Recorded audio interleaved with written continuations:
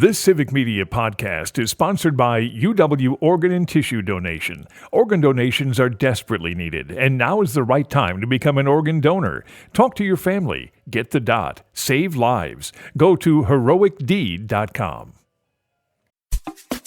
This is your WGBW Daily News Roundup for the Talk of Green Bay, 97.9 FM and 1590 AM. For 97.9 WGBW News, I'm Lisa Hale. Virgil Thu has been apprehended. You may remember that he's the suspect in the triple homicide in New Lisbon. 33-year-old Elizabeth Kolba and two teen girls, ages 12 and 13, were murdered in a home there.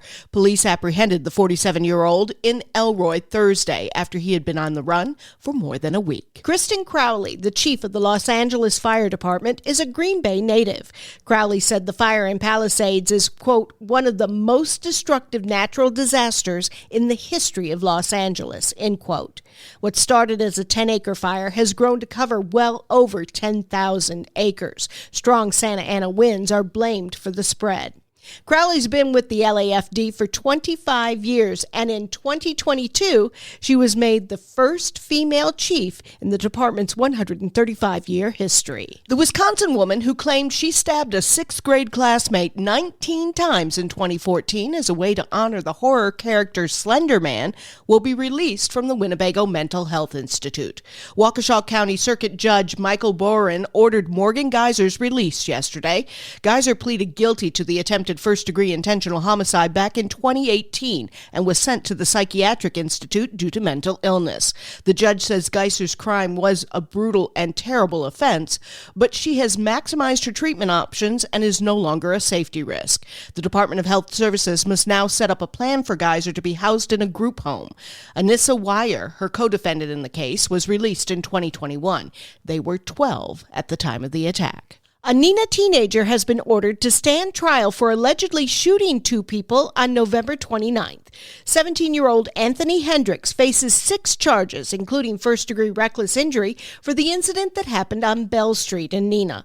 One of those injured was Hendricks' 11-year-old brother. The other was an adult. Hendricks was bound over for trial at a preliminary hearing Thursday. He will be arraigned on February 3rd. Health officials in Wisconsin say a new strain might be the cause behind an unusually high number of norovirus cases this winter. According to the DHS, the outbreaks are normal during this time of year as people tend to gather inside, contributing to the spread of the highly contagious virus.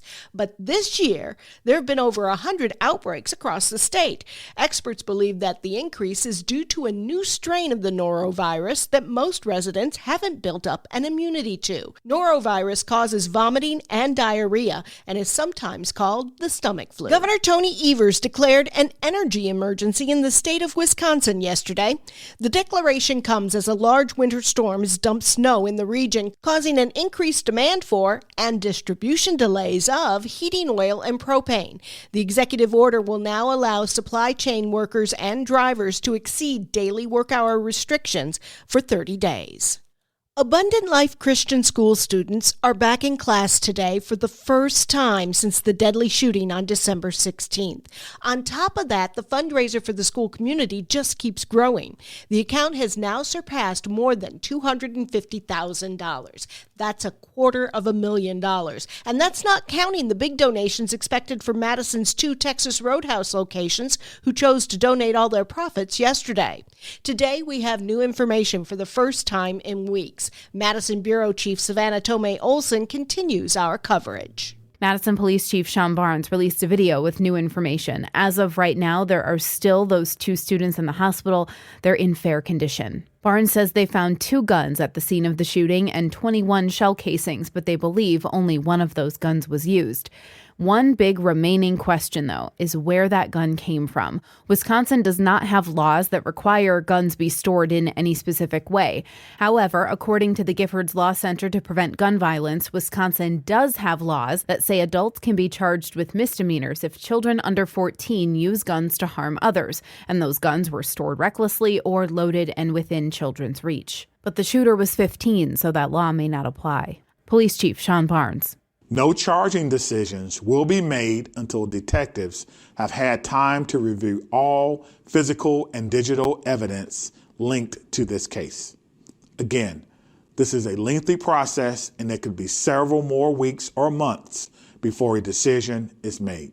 Barnes says they're also still working on determining the motive. For Civic Media News, I'm Savannah Tomei Olson. Educators and school districts have been warning about this problem for years. Now a state agency is adding some data.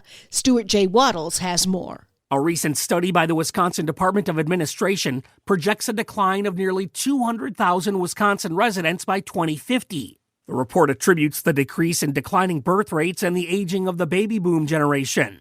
While some counties like Dane are expected to grow, others, particularly in the northern part of the state, could see population declines of 15% or more. That could potentially add on to workforce shortages and create problems for those setting school budgets. Turning the heat on in the winter can draw radioactive radon gas into your home. The Wisconsin Department of Health Services Radon Program Manager Amanda Cook says a simple test can help you find out if you need to get your home treated. You can get discounted tests through the end of January. Radon is one of the leading causes of lung cancer, right behind smoking. Cook says the cost of getting your home treated is a great investment to prevent cancer. Find out more online at lowradon.org. Wisconsin-based department store Kohl's will close 27 stores this year. The Milwaukee Business Journal reports the chain, which operates over 1,100 stores nationwide, said these 27 are underperforming. None of the stores marked to close are in Wisconsin. I'm Lisa Hale, 97.9 WGBW News. For news anytime, log on to WGBW.FM. Is Jordan Love ready? Hi, I'm Mike Clemens with sports. The Packers face the Eagles Sunday in the wild card playoffs. Quarterback Jordan Love dealing with an elbow injury suffered during the Bears game that left his throwing hand numb for a few days. It's still bothering him throwing in practice. Yeah, it's more my elbow. Covering that. Soreness?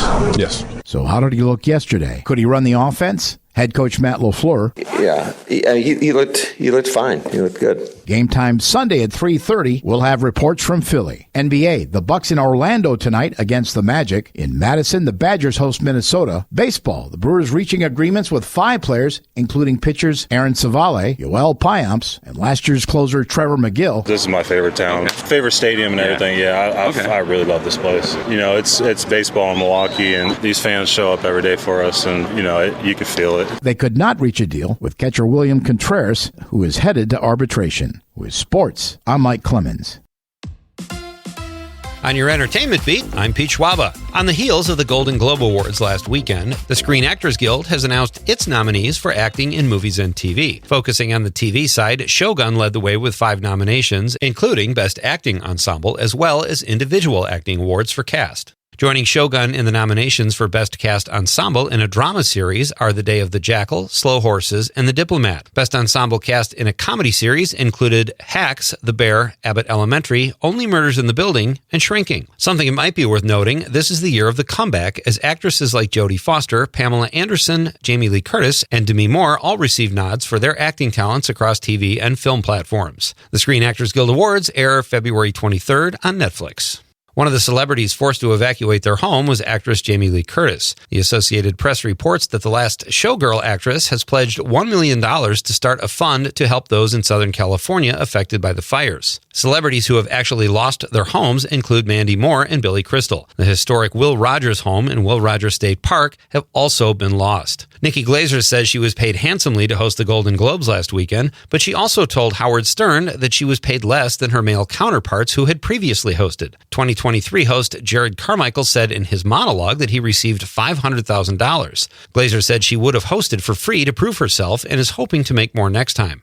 Nikki Glaser was the first woman to host the Golden Globes solo. Due to the LA wildfires and the devastation they've brought, actress Jean Smart says award shows should be tabled. The 2-time Golden Globe winner and star of Hacks says award shows should not be televised and that all the revenue that the telecasts would have brought in should be donated to fire victims. Smart said going forward with the shows is a bad look for the entertainment industry. Keeping with the theme, the Oscars seem to be getting the message. According to Variety, the Academy of Motion Picture Arts and Sciences says voting will be delayed for this year's awards. Voting for the various categories started January 8th, and the new deadline will be January 14th instead of January 12th. As a result, they will push the announcement of nominations back 2 days as well to January 19th. Still way too early just to see how the fires will continue to affect everyone in Southern California. For more showbiz fun, tune in to Nightlight with me, Pete Schwaba, weeknights from 6 to 8 p.m. on the Civic Media Radio Network. Partly cloudy today. We'll get to around 30 for a high this afternoon. Tonight down to 15. Tomorrow, sunshine in the morning. Clouds will increase in the afternoon with a high of 25. And then snow on the way tomorrow night. Sunday could get 2 to 3 inches, maybe a little more in a few spots by the time it all winds down on Sunday night. I'm meteorologist Sean Cable. Currently, it's 26. That's your WGBW Daily News Roundup from Civic Media. Subscribe to this podcast on Spotify, Apple, or wherever you find your podcasts. Find more news at WGBW.FM. The national news cycle never stops, but it can be hard to find news about your local community. Civic Media is dedicated to providing quality local and state news coverage across Wisconsin. With the Civic Media app, you can get notifications about local stories that matter to you and your community. Find the free Civic Media app in your phone's app store and choose notifications from the menu to tell us what kind of news you want to hear about.